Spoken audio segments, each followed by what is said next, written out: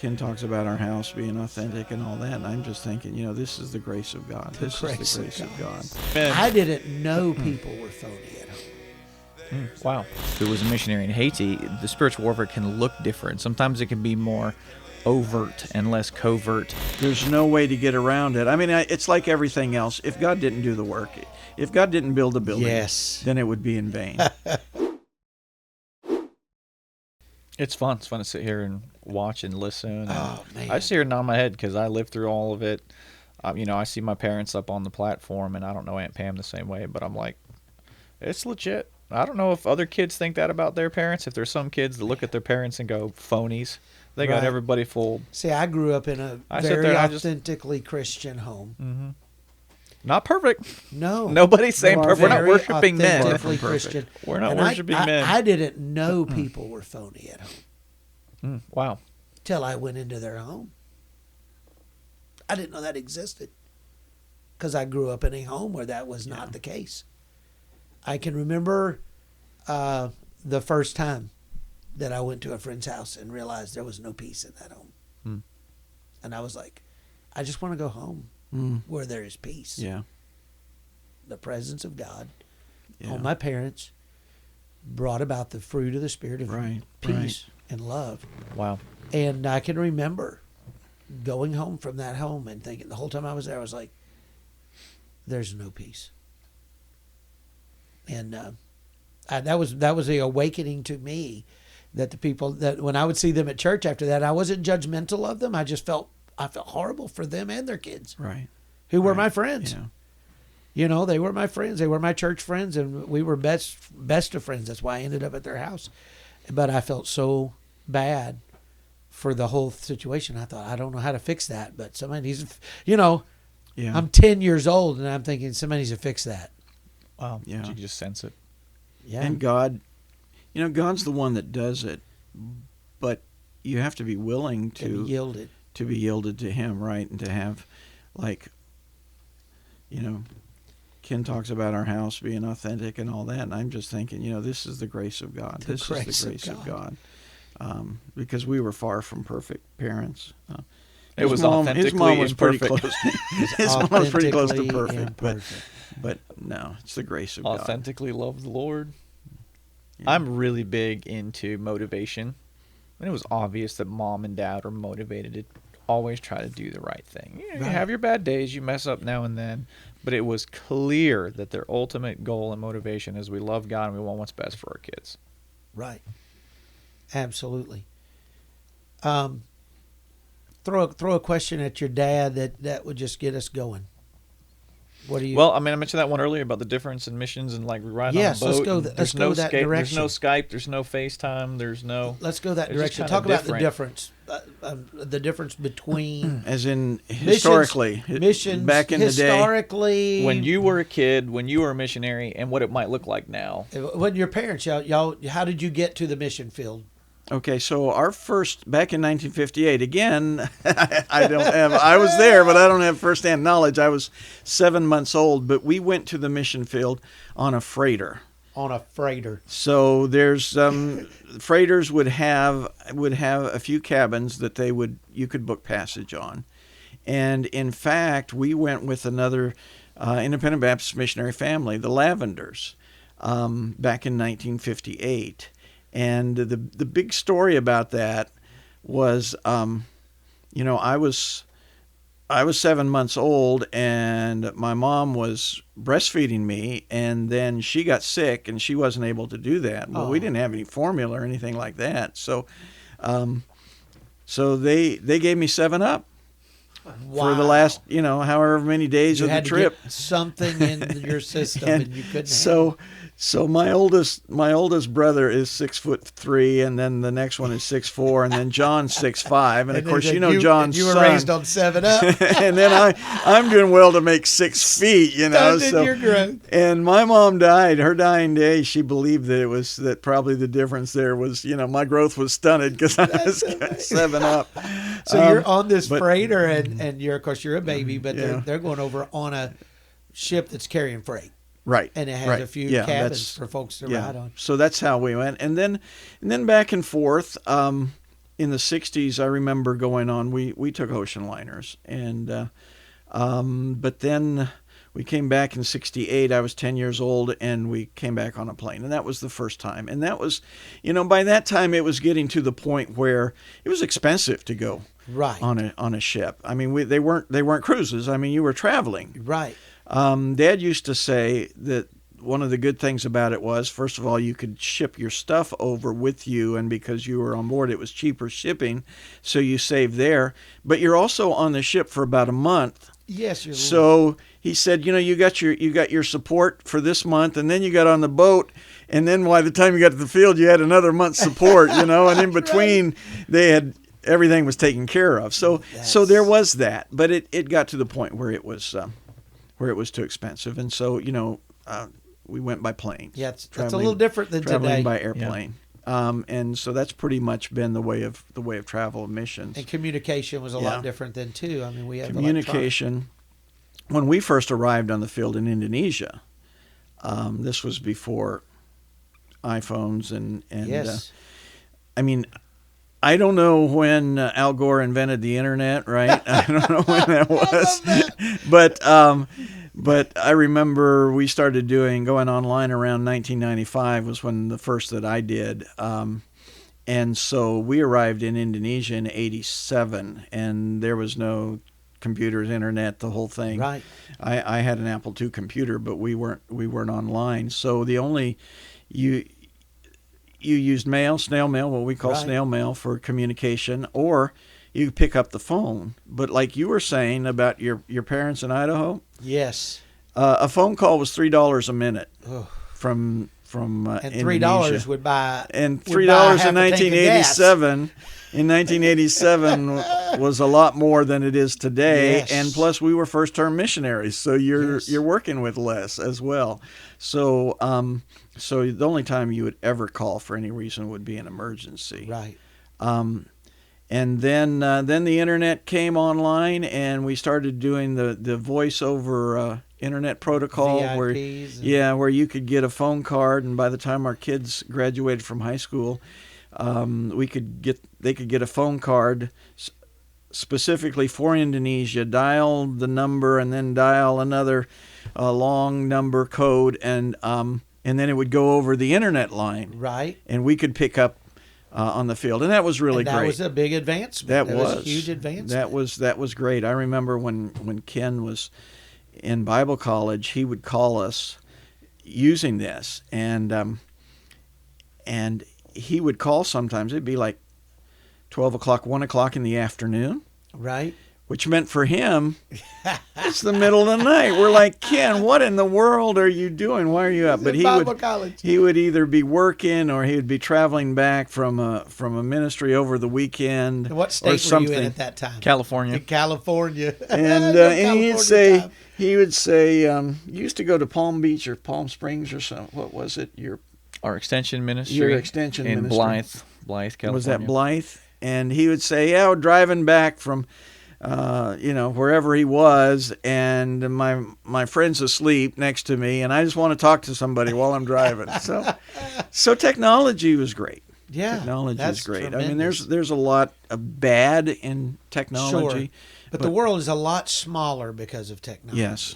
And even what we're doing right now is because of technology. It's amazing. So, and it is. I describe cell phones, I describe it to parents as it's like a chainsaw.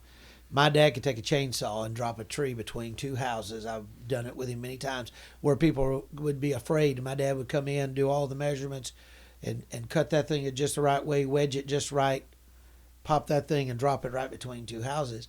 And I've watched guys in our hometown in Rural Retreat. I watched a guy come into a tree. It was a tree, and he turned it into a wooden Indian with a chainsaw.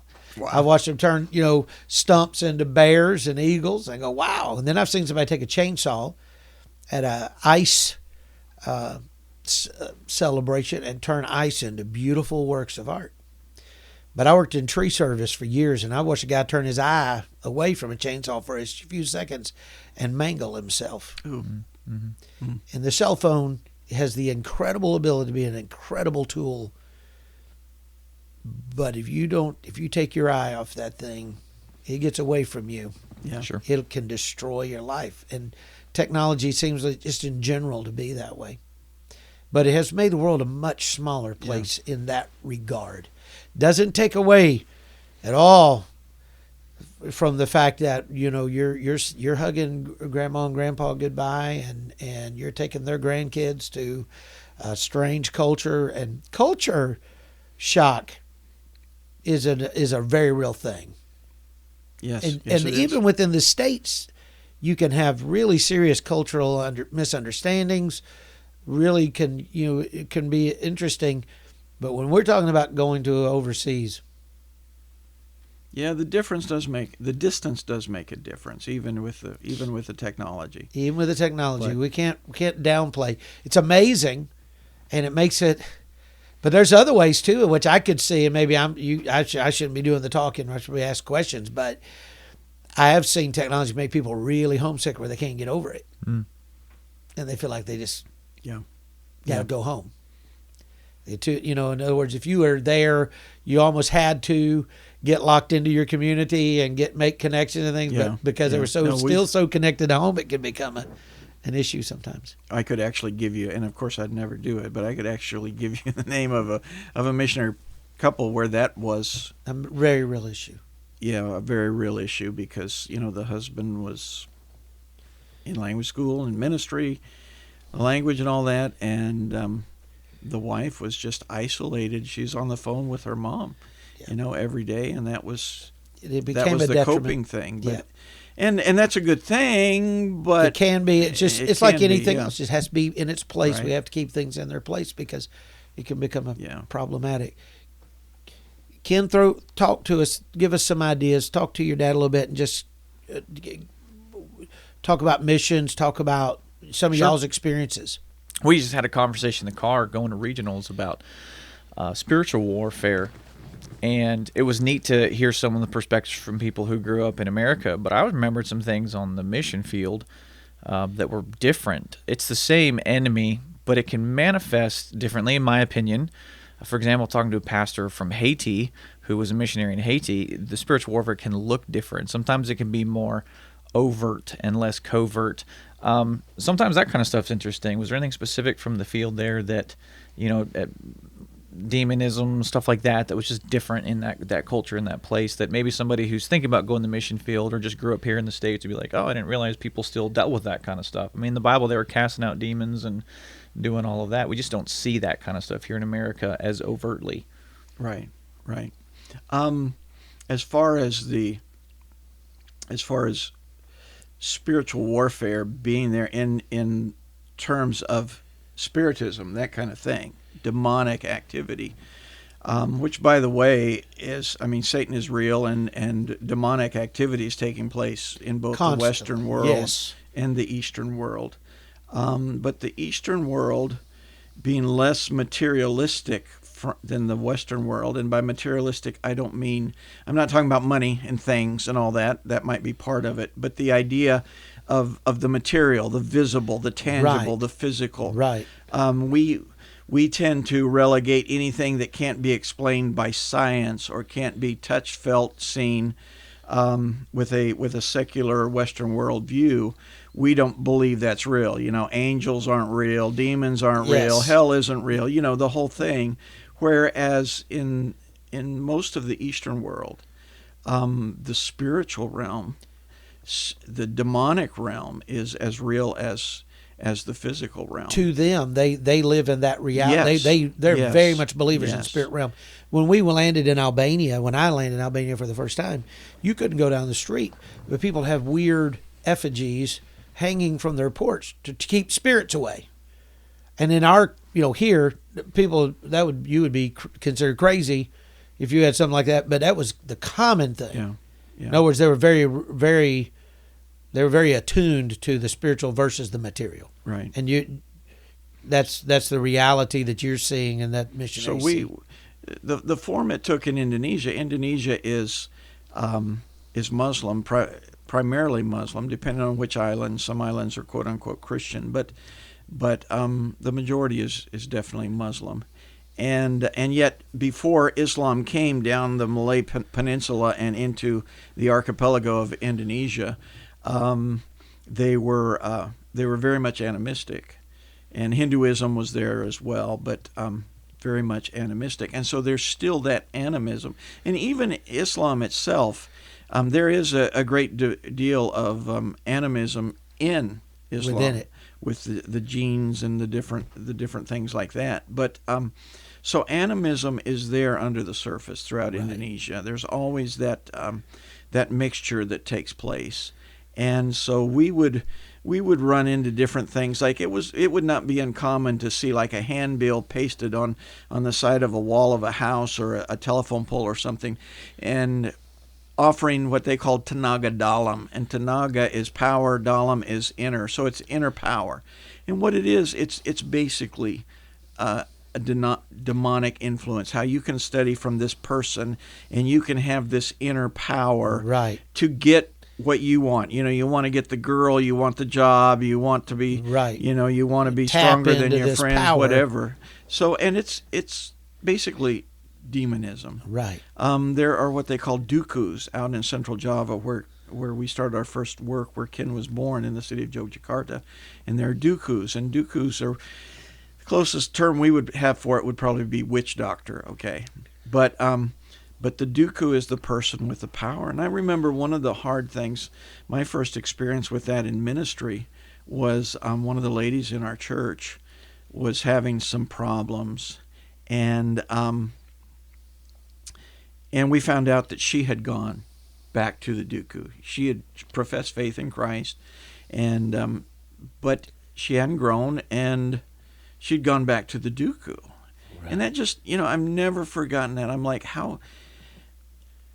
My first thought was, and of course we were new in the ministry, new in Indonesia, our first work, but my thinking was there's Christianity and the Word of God and all of that, and that is so far separated from animism and spiritism. Right. How could you even consider that? But then after being a missionary for 30 years, I've gone to some parts of Indonesia, northern Sumatra, and it's predominantly Christian. It's some of the darkest places I've ever been spiritually. Are they mingling Christianity? Yes, yes. There's this syncretism, is the term often used in missions classes, but it's and that's one of the things when you're preaching the gospel cross-culturally. One of the things, when you ask someone to accept Christ, what are you asking them to do? Right. Because there's a lot of religions where you accept their deity, you add it to your shelf of all the other deities. Happy to add one more to our list. So you're accepting Christ. Have you accepted Christ? Oh yes, I've accepted Christ. But you've still got all your other. Yes. You've got all your other things, and that's one of the challenges of missionary work, is you're preaching your message, God's word, from your worldview. And they have a totally different They have a totally different worldview. They have a totally different worldview. That's why Bible college and missions classes are so important. Vital. Because they have a totally different worldview, and you use the same terms. You're talking about sin, you're talking about forgiveness, and you're talking about accepting Christ and getting saved and all that. What are they hearing? What are they understanding? Right. And because you may think, well, we're really getting somewhere, and actually, you're not. You're not getting as far as you think. I've heard a few. Not being familiar with that, but I've heard a few missionaries talk about how sometimes they would say, "Well, we have to take them all the way back to Genesis, and we just have to work through." Because if you're not careful, and I've heard this a few times, but I did not understand it from the perspective you're talking about it. But they would say, because you will think you're getting somewhere, and you really think, man, this is going great. Right. And then come to find out. Yeah. And so the preparation is important, studying, but a lot of that just comes from being there and learning that on the field. I mean, there's no way to get around it. I mean, it's like everything else. If God didn't do the work, if God didn't build a building, Yes. then it would be in vain. And it works because God That's does good. the work. It's not because part of that, you're just not going to know until you've been there long enough, Right. and people trust you enough to talk to you and share what they're thinking rather than telling you what they think you Wanna want to hear. hear as the foreigner and your agenda. So And we do have that problem in the Western world Yeah. too, don't we? I mean, sometimes we think we're getting somewhere, and then we're shocked by decisions that are made. And if they'll be honest with us, we come to find out that what we were saying and what they were hearing is two different things. But it's got to be in magnitudes of 10 when you're talking about a whole other culture and a whole other mindset. So that's the first we really ran into it in a ministerial point. I was not sent to the mission field to walk on coals and deny demons and all that. I Right, mean, sure. we have a very clear, right. We're there to preach the gospel, Right. and we're told, take on the whole armor of God and on all of that. So the spiritual warfare is taking place In the spiritual realm. in the spiritual realm. That's right. Thank you. In the spiritual realm, while you're doing what God wants you Called to you be to doing. do. Yeah, and but it does enter into your ministry at times. You run, and that was the first time I ran face to face with it, because I was thinking, I took it so personally. I failed. This is terrible. One of my church members, she made a profession of faith. We baptized her, and she's gone to see the Dooku. How Right. could that happen? Right. But, yeah. That's amazing. They did a great job protecting us from that.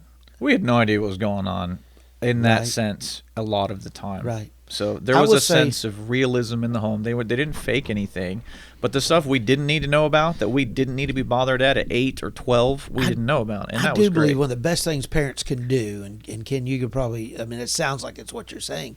One of the best things parents can do for their kids is give them their childhood, protect them. But one of the things that, in order to do that, is that there has to be some separation in the home from other things besides, we're not going to discuss in front of them the demonic realm and how these people are tied into spiritism and things, but also just letting the home be a wholesome, healthy Christian place to grow up and shield them from adult conversations, but also shield them from temptations and things as best you can. That's amazing. And I'd say my parents obviously worked very hard to give us I wasn't aware until I got to serve here with my dad. This was his office, and I had a little room down the hallway where I worked out of and taught in the school.